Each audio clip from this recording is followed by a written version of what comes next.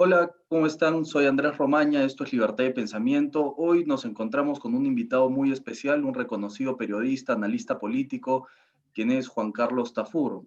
Juan Carlos, ¿cómo está? Un honor tenerlo por acá el día de hoy. No, al contrario, el honor es mío de haber sido invitado para conversar con ustedes y charlar sobre temas de actualidad y temas de profundidad. No, muchas gracias. Juan Carlos, usted ha estado escribiendo columnas muy interesantes, bueno, desde siempre, pero en las últimas semanas ha estado escribiendo mucho sobre la posibilidad de que. Y no solo la posibilidad, sino que sería muy necesario que una derecha gane los comicios del 2021. ¿Usted cree que es posible, o incluso le pregunto si se podría, los liberales podríamos ser tan optimistas como para creer que puede ganar una derecha liberal el próximo año? En general, yo creo que el país está inclinado hacia la derecha. En términos generales, lo revelan no solo los resultados electorales de los últimos años, sino también algunas encuestas que miden preferencias ideológicas. La última es la que acaba de publicar Datum, donde se identifican como gente de izquierda apenas el 11% de la población. El resto se define como centro, y yo ahí sí creo que mucha gente que dice ser de centro en verdad es gente de derecha avergonzada del calificativo, porque lamentablemente el ser de derecha se ha convertido en una mala palabra en el vocabulario político. Entonces yo creo que la inmensa mayoría del pueblo peruano es de derecha. Ahora, eso como lecho rocoso, como piedra de toque, como base del argumento. Pero de ahí hay que distinguir entre la posibilidad de que surja una derecha liberal, específicamente liberal. Y yo creo que sí se da la oportunidad, no hay candidatos 100% liberales en esta contienda, algunos tienen algunos devaneos con posiciones más regulatorias en algunos casos, pero sí creo que hay algunos voceros que se pueden identificar cercanamente a una opción liberal. Hablo de Hernando de Soto, hablo del propio Fernando Sillonis y por ahí alguno más.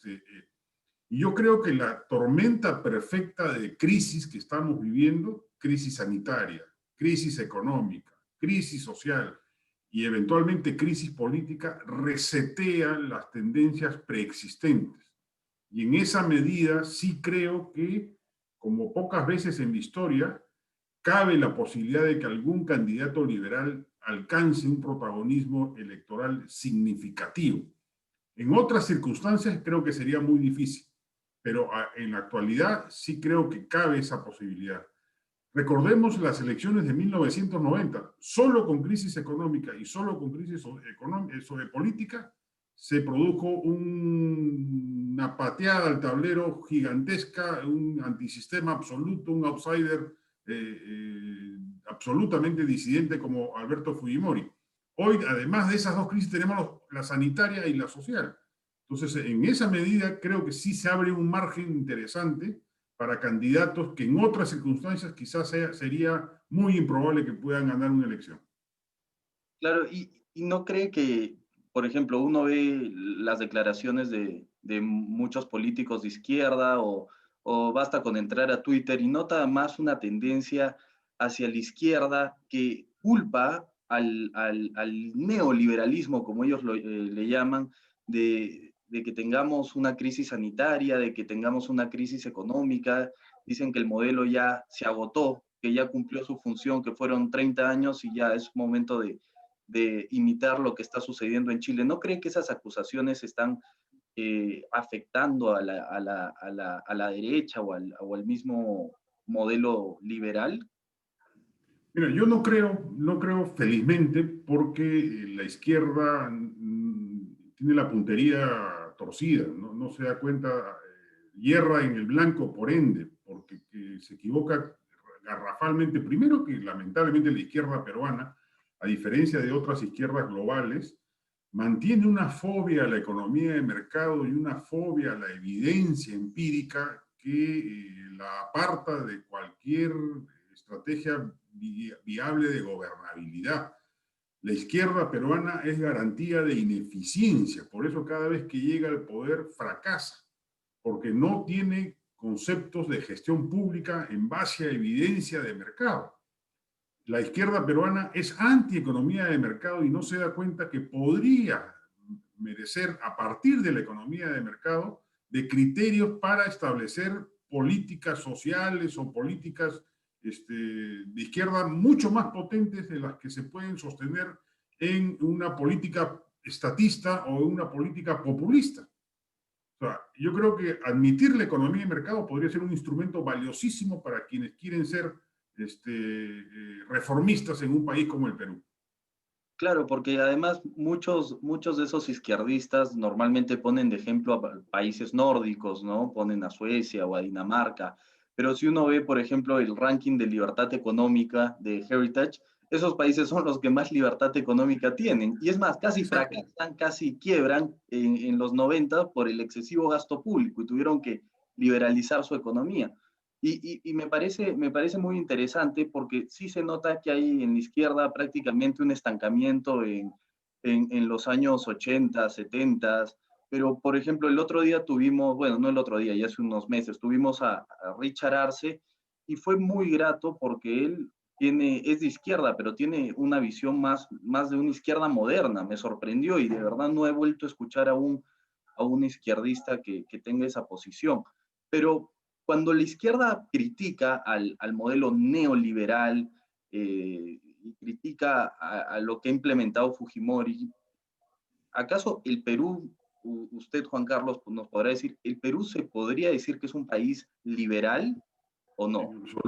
En absoluto, estamos muy lejos de ser una sociedad plenamente liberal en diversos aspectos, pero para centrarnos en lo económico, estamos muy lejos, estamos llenos de taras mercantilistas, de nudos mercantilistas que aprisionan la posibilidad de que se despliegue a profundidad y extendidamente una cabal economía de mercado. El Perú no revela una estructura capitalista competitiva.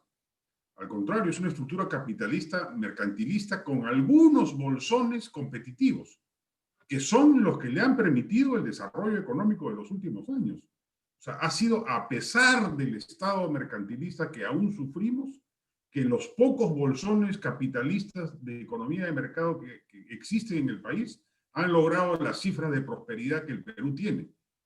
Eso es algo que la izquierda misma no califica, no valora, no pondera. Los resultados macroeconómicos de reducción de la pobreza, de reducción de la inequidad inclusive, en el Perú son notables en los últimos años, producto de la poca economía de mercado que hay.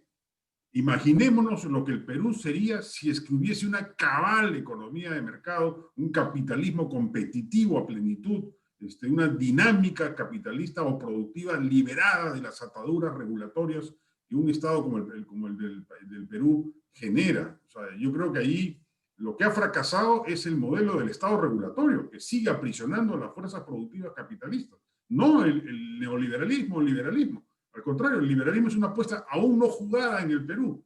¿Se hicieron reformas estructurales importantes en el país en los 90? Sí, sin duda. Muchas de ellas propicias para ser calificadas como liberales, sí, sin duda. La liberación comercial, la apertura comercial, la privatización de empresas públicas, en fin, varias, la desregulación de diversos mercados, la creación de islas de excelencia en algunas instituciones públicas, califican, sí, perfectamente como reformas liberales, pero no representan pues ni siquiera el 20% de lo que cabe hacer para construir en el Perú una sociedad plenamente liberal. Entonces, en esa medida, la acusación de la izquierda cae en saco roto. Y felizmente la población creo que se da cuenta, porque no es un argumento potente, no genera adhesiones. La izquierda, al equivocar el diagnóstico y por ende equivocar la propuesta que señala o que despliega, no genera la simpatía popular por esa razón, porque el pueblo peruano es consciente de la valía del emprendedurismo individual y de la valía de un sistema capitalista. Por eso se inclina mayoritariamente por la derecha. Lo que hay que lograr es que esa inclinación de base hacia la derecha se convierta y se perfile y se refine hacia una postura claramente liberal, que es lo que nos falta en el país. Claro, pero Juan Carlos, ¿usted cree que se podría, digamos, si sale el próximo año un gobierno de derecha liberal como fue la expectativa que generó Kuczynski el 2016, ¿tendrá la capacidad para, digamos, el apoyo popular para hacer las reformas que necesita el país? Porque, por ejemplo, Vargas Llosa comenta en el Pez en el Agua que él, al pasar a segunda vuelta con Fujimori, él decía renunciar a su candidatura porque él dijo que al no haber sacado más del 50% de votos no iba a tener el apoyo suficiente para hacer las reformas necesarias. ¿Tú, Juan Carlos, crees que va a ser posible que un gobierno de derecha liberal, si sale, pueda hacer estas reformas? Yo sí creo, yo creo que necesita claramente algunos requisitos políticos. Uno, primero, una buena relación política con el Congreso, es imprescindible, pero yo creo que este Congreso, como el anterior y el vigente, va a ser un Congreso mayoritariamente derechista. Entonces, bastaría un presidente con inteligencia política y capacidad de negociación para lograr llevar adelante las reformas que necesita emprender. Eso es por el lado institucional político, que es un factor eventual de resistencia a las reformas liberales. Por el lado de los sectores populares y de la sociedad y de los pobres del Perú, ahí sí yo no tengo ninguna duda que por el contrario va a haber aceptación plena de las reformas liberales. Hay grupos, oligarquías sociales y oligarquías sindicales que sin duda se van a oponer a estas reformas liberales, pero la mayoría del pueblo peruano, si ven a un presidente decidido, con capacidad ejecutiva, lo va a apoyar y lo va a respaldar. No hay un prejuicio ideológico en los sectores populares en contra de propuestas liberales o propuestas de mercado. Felizmente, eso es lo bueno. En el Perú, la población, los sectores populares no están impregnados ideológicamente de un sentimiento antimercado. Al contrario, yo creo que es propicio para él y lo que hace falta simplemente es un liderazgo político que sepa recoger esa expectativa popular. Claro, me ha hecho acordar, Juan Carlos, no recuerdo quién dijo, contó una experiencia que una vez De Soto trajo a Hayek al Perú a finales de los 70 y dice que estuvieron caminando por el centro de Lima y Hayek veía a los ambulantes y le dice a Hernando, yo estoy viendo ahora el mismo escenario de la revolución industrial, al Londres de la revolución industrial, ¿no? Como hay un potencial gigante en el Perú, pero que todavía no se desarrolla. Pero, Hernando, las encuestas están mostrando ahora que, bueno, ya no sé si se le puede considerar un outsider, porque ya es alcalde, pero que una persona joven es carismática, pero de verdad nadie sabe cómo piensa, está primero en las encuestas, con 20%, 22%. Entonces, ¿cómo se puede explicar eso? Porque le lleva al segundo lugar, que vendría a ser Keiko y De Soto, 15%. Entonces, ¿qué está pasando? ¿Por qué el elector ahorita está apuntando hacia un desconocido, pero en el sentido de ideología? Yo creo que lo que va a primar en esta campaña electoral es el atributo de la mano dura de la decisión ejecutiva. Y Forsyth es una criatura fabricada por los medios de comunicación, que han sido excesivamente pródigos en mostrar operativos de madrugada, operativos nocturnos, intervenciones policiales, desalojos de comerciantes ambulatorios, permanentemente en todos los noticieros de todos los medios de comunicación. Y la opinión pública está buscando eso, un liderazgo ejecutivo y decidido. Por eso no es casual que aparezca Forsyth, aparezca Urresti, aparezca Keiko Fujimori en lugares expectantes en las encuestas, porque eso es lo que va a premiar el electorado peruano. Es hora, en consecuencia, que los candidatos liberales sepan leer la expectativa popular en esta coyuntura electoral y se sepan colocar en esa posición de una candidatura propositiva, decidida, asertiva, capaz de entusiasmar y de marcar un norte, y no una postura aguachenta, concesiva al centro, una derecha caviarizada. Eso es contraproducente. Las encuestas nos están mostrando que el pueblo lo que quiere es claridad asertiva.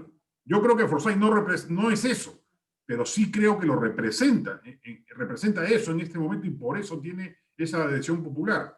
Pero es un buen indicador para los candidatos que quieren hacer reformas liberales de darse cuenta que nada ganan mediatizando u ocultando su real propuesta programática, ideológica o doctrinaria. Al contrario, es hora de extremar la sinceridad y plantear cosas que eventualmente puedan ser chirriantes o discordantes con lo que se cree que es el establishment ideológico del país. Y hablo, por ejemplo, de reformas laborales abiertas y confrontacionalmente dirigidas a señalar el camino correcto, que es flexibilizar la rígida legislación laboral que existe en el Perú. Por ejemplo, ese es un tema que es tabú para la derecha, no lo toca, no lo menciona porque cree que es impopular.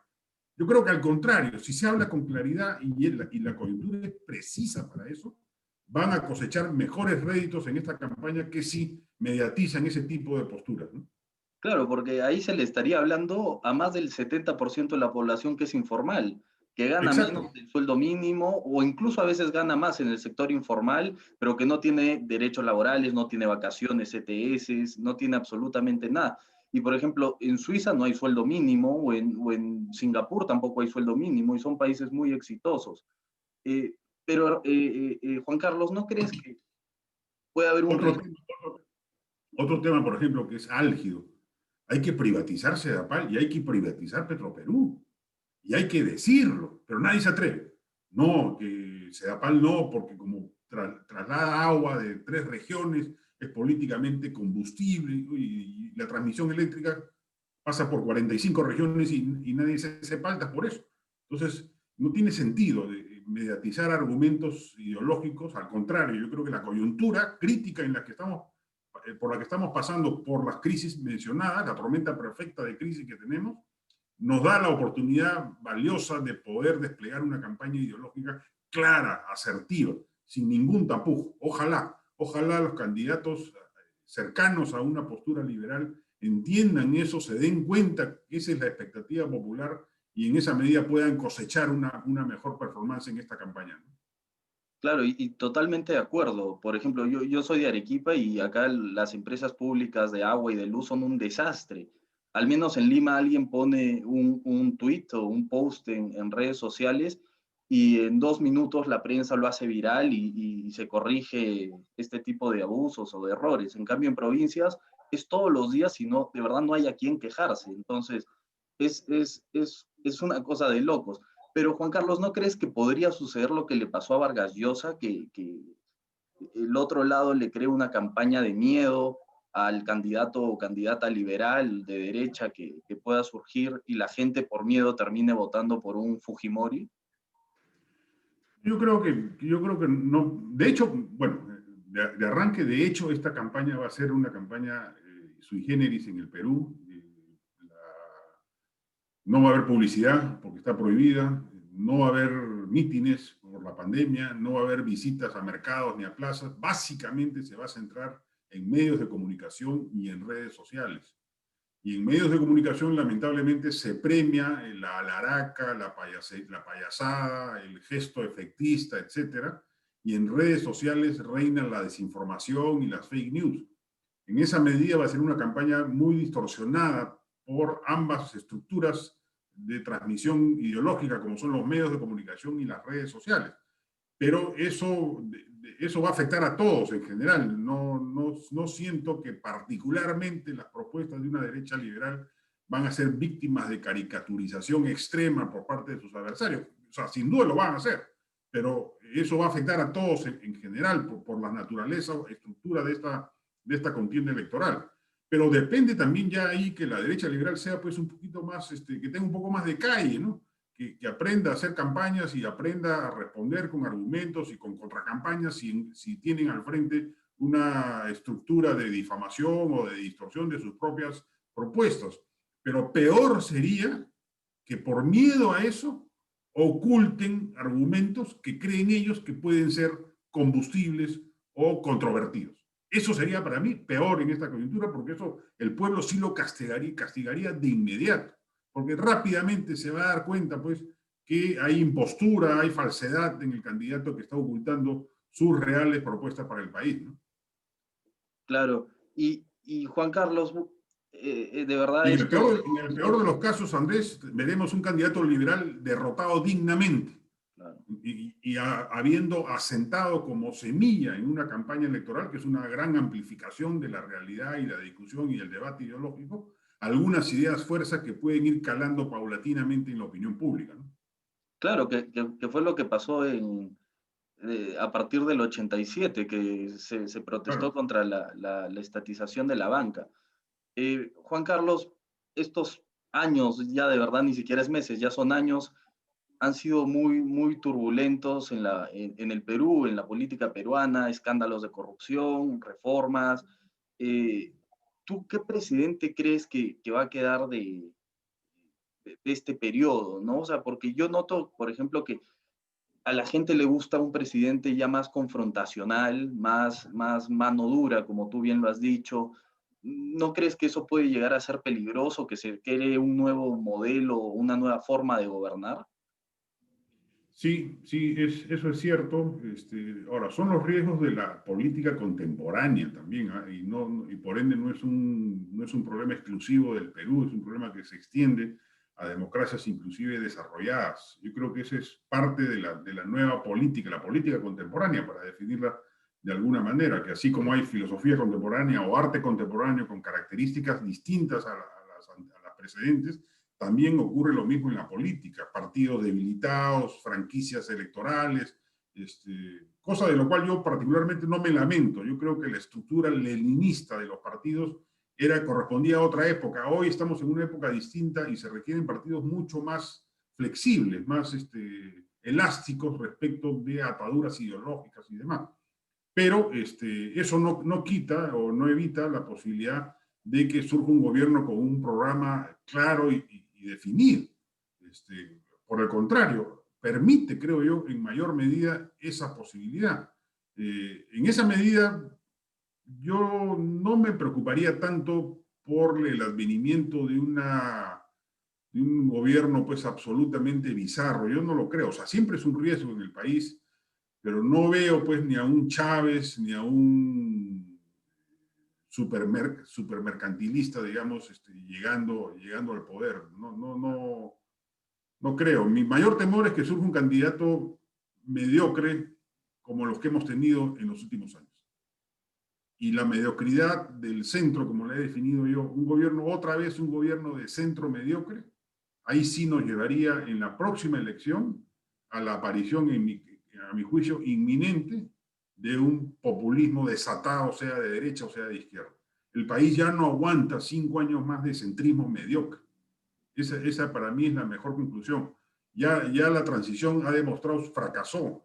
La transición democrática tenía como dos grandes objetivos: extender y profundizar las reformas de mercado que dejó parcialmente hechas Fujimori y fortalecer el sistema institucional democrático, convirtiendo al Estado en un ente de gestión pública moderna.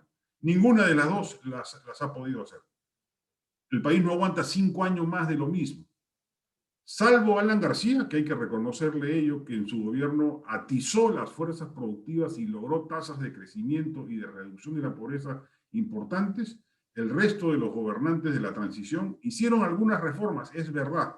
Toledo, los acuerdos de libre comercio, la eliminación de la 2530, Humala, la reforma educativa, la creación de SUNEDU, Vizcarra, algunos atisbos o esbozos de reforma judicial y reforma política, pero paremos de contar, nada más que eso.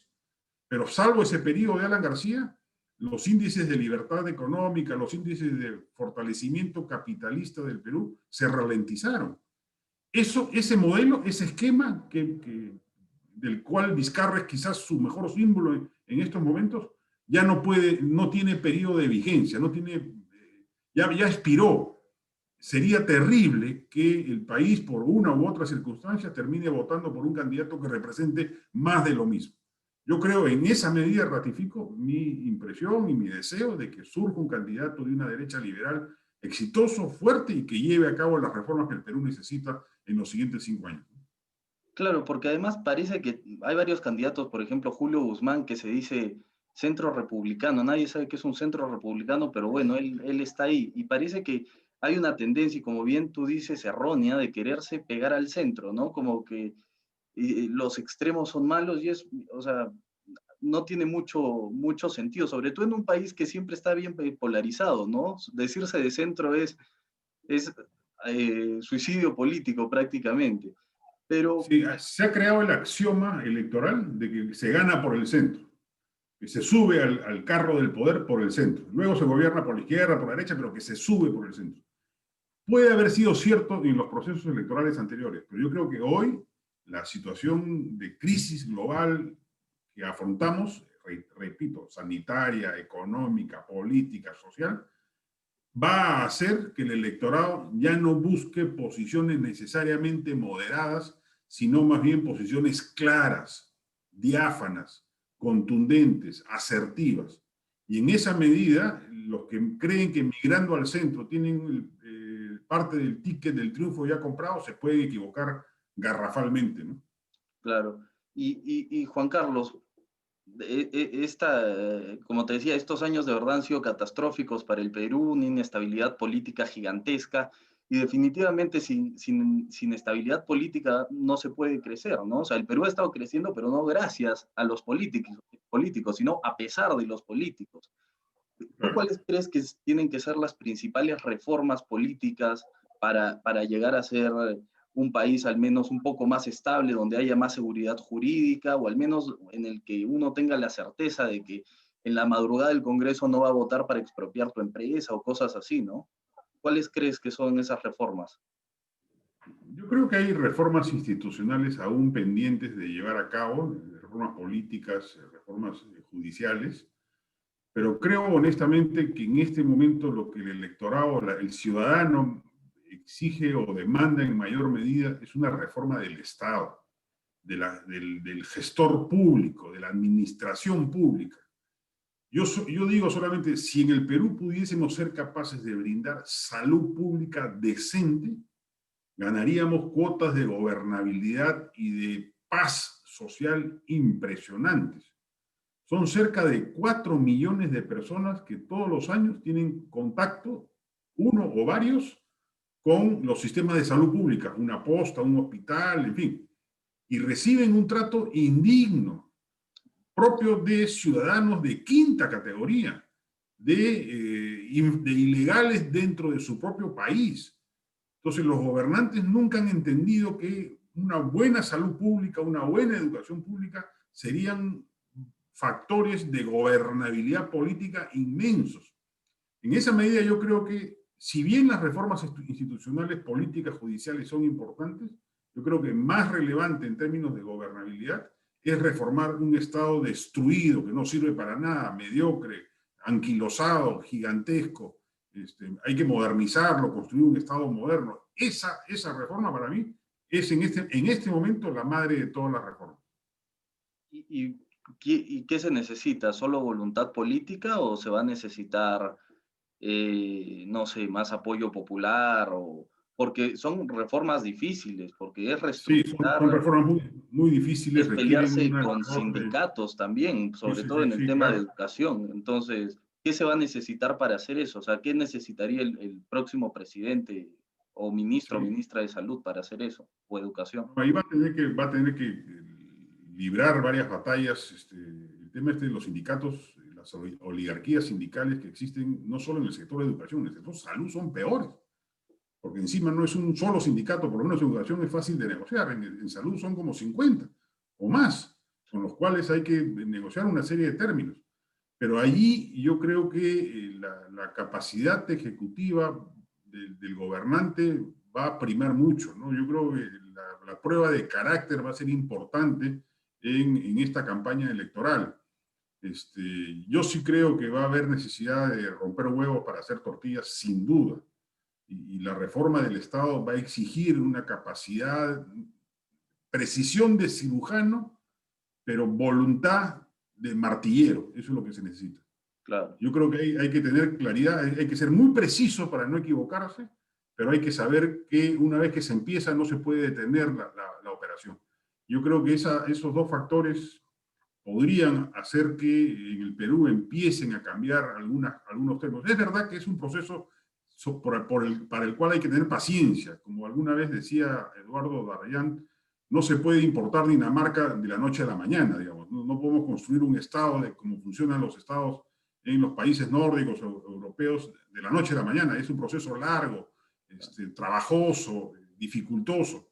Pero yo confío en que sí hay capacidad tecnocrática suficiente en el Perú.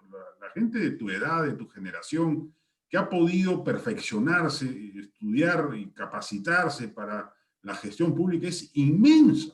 Yo me sorprendo cada vez que converso con gente joven, la enorme calificación profesional y académica que tiene, a diferencia de la mía, que era una generación un poco más sufrida en términos profesionales, académicos, por las circunstancias críticas que pasamos en nuestra juventud, en un país al borde de la destrucción, donde uno lo que tenía que hacer era sobrevivir y no tenía casi posibilidad de calificarse. Las generaciones más jóvenes sí, a ese bolsón enorme de capital humano hay que acudir para lograr esas reformas, generar islas de excelencia en el Estado peruano, y sí se puede hacer si es que hay voluntad política para hacerlo. Ahora, hay que tener, repito, mucha voluntad, férrea voluntad para lograrlo, y en esa medida, además de lo ideológico, yo creo que en esta campaña hay que mirar con mucha atención el carácter de los candidatos. Claro, y has dicho algo muy importante, Juan Carlos, que es convocar a gente, sobre todo profesional, capaz y honesta, al sector público. Pero, por ejemplo, yo de verdad ni ganas tengo de ver el canal del Congreso. Por ejemplo, el otro día estaba viendo, eh, bueno, el interrogatorio, como se le quiera llamar, al presidente del Banco Central, Julio Velarde, y de verdad escuchar hablar a la congresista Cecilia García me daba vergüenza ajena. O sea, Julio Velarde de verdad podría estar ganando lo que le dé la gana en cualquier parte del mundo y se mete al sector público en el Perú y los políticos lo hacen tiras. Entonces, ¿con qué ganas un profesional se va a querer meter ahí si sale, si es humillado? Lo mismo que le pasó a Saavedra con Cecilia Chacón. Yo me acuerdo que Cecilia Chacón le decía, usted era la alcancía, usted era la virgencita al que todos le iban a rezar. Entonces, ¿qué se necesita para cambiar eso? Porque definitivamente yo creo que muchos tecnócratas o profesionales están aterrados de entrar al Estado, ¿no? Sí, no, y además luego son víctimas de procesos judiciales, investigaciones interminables, en fin. Yo creo que habría que crear un mecanismo de una reforma laboral dentro del propio Estado, establecer criterios más modernos y más ejecutivos de contratación laboral pública, digamos, a nivel de plana gerencial o plana directiva. Este, hay diversos profesionales que han estudiado y han propuesto una serie de cambios que en muchos casos no requieren de la aprobación del Congreso, sino basta una decisión del gobierno para lograr que eso ocurra. De hecho, tiene que cambiarse, de eso no queda ninguna duda, porque como está planteado el sistema de administración pública, espanta a los más calificados y retiene a los más mediocres. Y sin capital humano suficiente en el Estado es imposible reformarlo. Pues habrá que revisar los límites salariales, por ejemplo, me parece una medida demagógica que aprobó Alan García, y espantó y generó una estampida de la tecnocracia liberal que de alguna manera había logrado entrar al Estado a partir de los 90 y que mejoró en gran medida muchas instituciones públicas que aún hoy subsisten con capacidad ejecutiva. La SBS, la propia SUNAT, el BCR, en fin, en alguna medida Indecopi, etcétera. Pero eso no debería ser islas de excelencia, el Estado debería ser un continente de excelencia. Y en esa medida sí se puede hacer, pero por eso reitero, es imprescindible que la primera acción de un gobernante liberal sea la reforma del Estado. Si por añadidura emprende reformas institucionales, judiciales o políticas, e inclusive si por añadidura emprendiese reformas económicas, muchas de ellas pendientes, yo me sentiría feliz. Pero yo creo que la condición de base es reformar el Estado, que es espantosamente adverso a cualquier desarrollo liberal capitalista moderna del país, ¿no? Claro, ¿no? Y muy, muy importante lo que nos cuenta Juan Carlos. Pero lamentablemente el tiempo ya se nos está acabando, pero no quiero terminar esto sin consultarle algo. Usted ha pertenecido al grupo denominado Los Jóvenes Turcos, y lamentablemente yo veo que no ha vuelto a surgir algo así, sino que los liberales los veo ese grupito que se junta a rajar de la izquierda o de los conservadores, de los estatistas, por Facebook o por WhatsApp, pero no pasa nada, ¿no? O sea, ¿tú cuál crees que tiene que ser el ejemplo que sigan los liberales o qué tienen que hacer los liberales, los Yo jóvenes creo que liberales? durante mucho tiempo ha existido la idea de que es mejor que el liberalismo no tenga cuerpo político, sino que se infiltre de alguna manera en otros partidos o en los gobiernos y desde ahí generen pequeñas fuentes, focos de irradiación liberal, digamos. Yo creo que eso no ha funcionado, honestamente. Yo creo que lo que cabe y se necesita en el Perú es la creación de un partido liberal y que en esa medida muchos liberales, que yo creo que hay un crecimiento exponencial de jóvenes con pensamiento liberal, puedan expresarse y pretender la conquista del poder en términos orgánicos. Yo no sé por qué eso no ha ocurrido en el Perú y se ha dejado a los gobernantes no liberales que ejecuten parcialmente algunas reformas que luego son aplaudidas, digamos, pero que generan, sobre todo al final, el lamento de que no se extendieron, no se ahondaron y no se profundizaron. Porque claramente no son pues gobernantes liberales. O sea, Fujimori no era liberal. No, para nada. Hizo algunas reformas liberales, pero no hizo más. Inclusive retrocedió en algunas de ellas. La reforma del Estado la paralizó él. Cuando tenía toda la posibilidad de hacerlo, tenía respaldo popular y tenía una maquinaria tecnocrática para hacerlo. Proyectos listos ya para ser ejecutados, respaldo financiero de los organismos multilaterales para emprender la reforma del Estado y la paralizó, porque no tenía ninguna idea de la importancia de que eso significaba. Yo creo que las coyunturas, yo creo que esta elección es un tránsito. Yo sí creo que ya está, ya hay masa crítica, ya ha madurado el establishment partidario en el Perú para que surja una apuesta liberal orgánica. Y yo creo que es el mejor camino. Yo no creo que el mejor camino sea librar batalla ideológica, sembrar ideas en nuestros políticos de alguna manera y aspirar a que en algún momento estos políticos llegados al poder plasmen esas reformas. Yo creo que eso hemos tratado de hacer los últimos 30 años y no ha tenido mayor éxito. Yo creo que corresponde ahora que los jóvenes encuentren un liderazgo suficiente para construir una alternativa partidaria propiamente identificada como tal, ¿no? No, y excelente, excelente lo que nos ha dicho Juan Carlos. Y yo también creo que es importantísimo que los liberales, y me incluyo, empecemos a formar cuadros políticos, porque el liberalismo no se va a aplicar si nos quedamos, si solo nos juntamos a tomar café y a criticar a los que se oponen al liberalismo. Pero Juan Así es. Carlos, de verdad te agradezco muchísimo por haber estado el día de nosotros con hoy. Ha sido de verdad un honor y espero que esta solo sea la primera de muchas veces más en la que nos acompañes. Encantado, Andrés. Muchísimas gracias a ti y a tu equipo. No, muchas gracias. Y a los que nos siguen, no se olviden de seguirnos en nuestras redes sociales, Spotify, YouTube, Facebook, Instagram y Twitter. Nos vemos en el próximo episodio.